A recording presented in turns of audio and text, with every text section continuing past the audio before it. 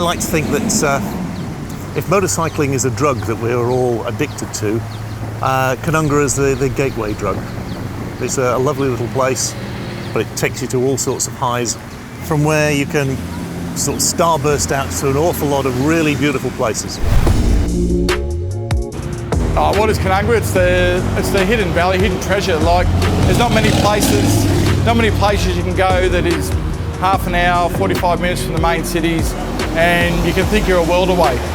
Known as the Valley of the Owls, Canungra owes its existence to the early cedar getters and sawmillers in the early part of the 20th century.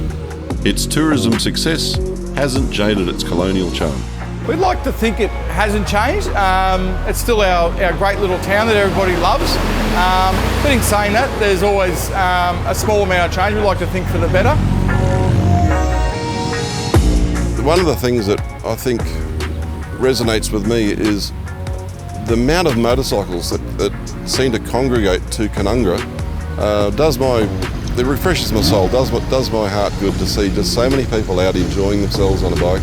If you turned up here on a Saturday or a Sunday morning, you'd think the entire world rode motorcycles. And it's just fantastic to see everyone out having fun on two wheels.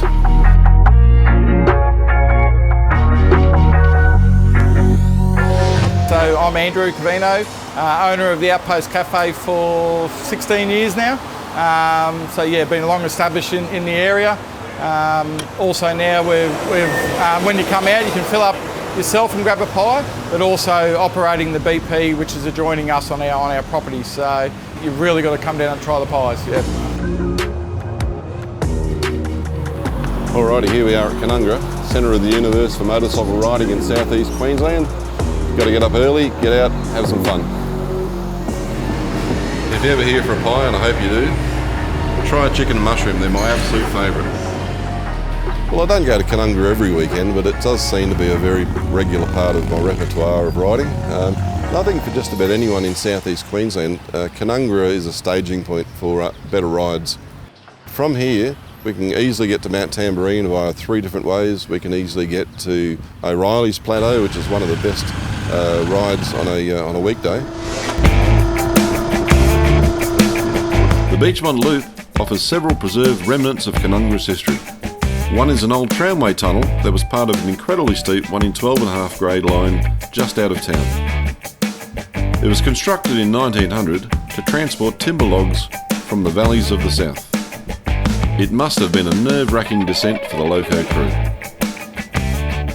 By the 1920s, most of the timber had been exhausted and it was closed in 1935. Our mountain ride also takes us past the famous Kokoda Australian Army barracks.